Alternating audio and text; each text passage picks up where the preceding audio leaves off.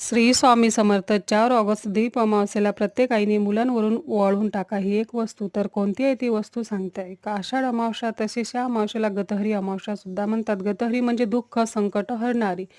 या दिवशी दिव्यांची पूजा केली जाते. या दिवशी केलेला उपाय नक्की फायदेशीर ठरतो. तर या अमावस्येला प्रत्येक आईने आपल्या मुलांसाठी हा उपाय करावा. अगदी लहान मुलांपासून ते मोठ्यांपर्यंत हा उपाय तुम्ही करू शकता. मुले किरकिर करतात, ऐकत नाहीत, उलट बोलतात, त्यांच्यातील तापटपणा वाढतच आहे, हट्टीपणा खूप करतात. तर हे कशामुळे होते? त्यांना झालेल्या नजर दोषामुळे.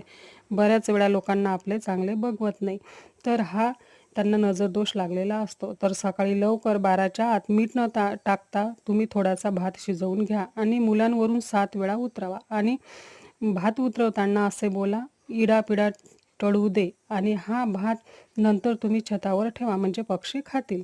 मुलांचे विघ्न दोष अडचणी संपतील, अभ्यासात प्रगती होईल, नोकरीत यश मिळेल.